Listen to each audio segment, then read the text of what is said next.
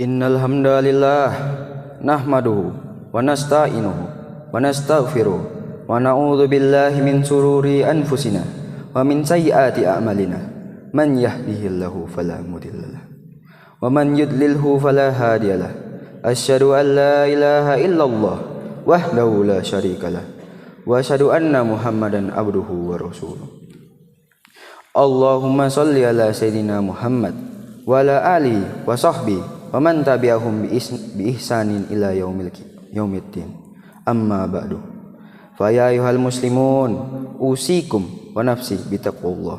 Haitsu qala tabaraka wa ta'ala a'udzu billahi minas syaitonir rajim. Bismillahirrahmanirrahim. Wal asr innal insana lafi khusr illal ladzina amanu wa amilus solihati wa tawassaw bil haqqi wa tawassaw bis sabr. Masyiral muslimin rahimakumullah. Tak henti-hentinya kita panjatkan puji dan puji syukur kita kepada Allah Subhanahu wa taala yang telah memberikan kita nikmat iman dan Islam, karunia yang teramat besar yang Allah karuniakan kepada hamba-hambanya. Semoga kita selalu termasuk yang mendapatkan hidayahnya serta berada dalam keadaan iman dan Islam hingga akhir hayat kita. Dan tentunya kita bersyukur kepada Allah atas nikmat berbagai kehidupan yang masih diberikan kepada kita, sehingga pada kesempatan ini kita masih dapat beribadah kepadanya dan dapat mengingatnya serta memujinya. Pujian hanya layak dimiliki oleh Allah. Alhamdulillah, segala puji hanya milik Allah.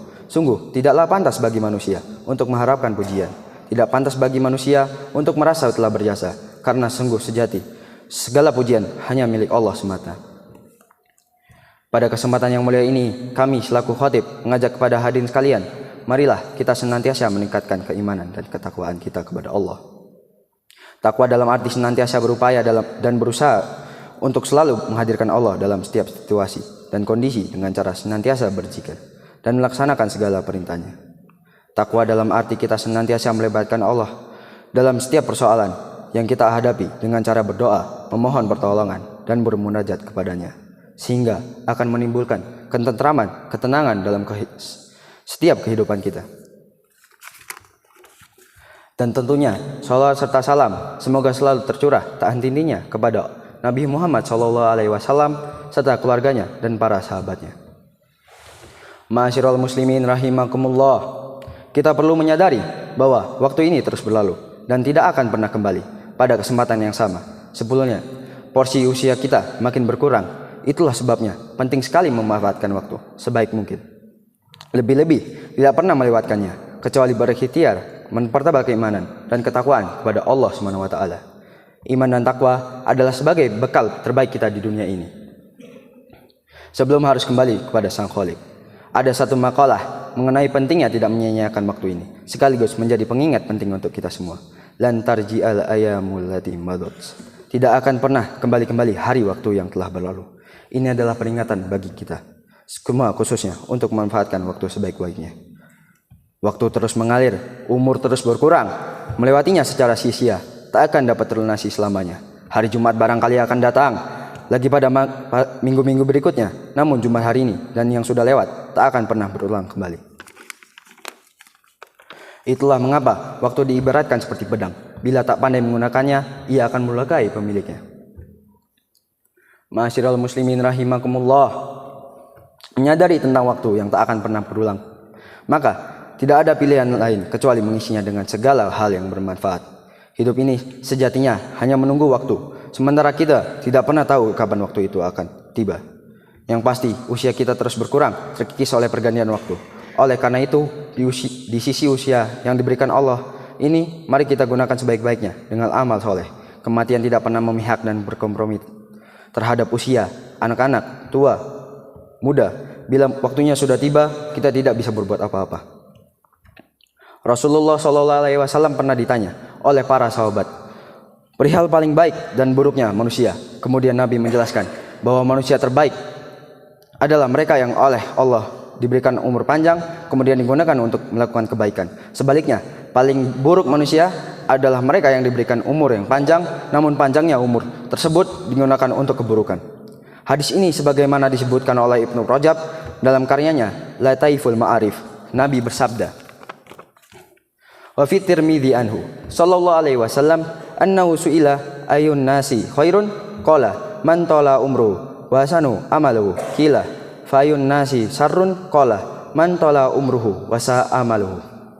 Artinya, dalam riwayat Imam At-Tirmidzi dari Rasulullah sallallahu alaihi wasallam bahwa ia pernah ditanya, siapakah paling baiknya manusia?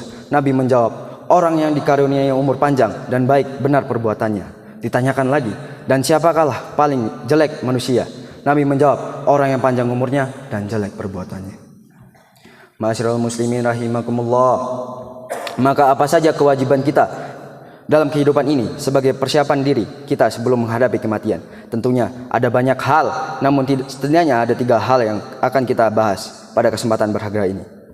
Pertama, beramal sebaik mungkin. Dalam surat Al-Mulk ayat 1-2 Allah berfirman, Bismillahirrahmanirrahim. Tabarakalladzi biyadihil mulk wa huwa ala kulli syai'in qadir. Alladzi khalaqa mauta wal hayata liyabluwakum ayyukum ahsanu amala wa huwal azizur ghafur. Maha suci Allah yang menguasai segala kerajaan dan Dia maha kuasa atas segala sesuatu, yang menciptakan mati dan hidup untuk menguji kamu, siapa di antara kamu yang lebih baik di antaranya, dan Dia maha pengasah, maha pengampun. Ma'asyiral muslimin rahimakumullah. Seperti apakah amalan yang terbaik itu? Salah satu indikatornya adalah pekerjaan itu dilakukan dengan istiqomah. Dalam hadis riwayat Abu Hurairah, Rasulullah sallallahu alaihi wasallam bersabda, "Fa inna khairal amali adwamuhu wa in qala." Sungguhnya sebaik-baik pekerjaan adalah rutin berkelanjutan meskipun itu sedikit.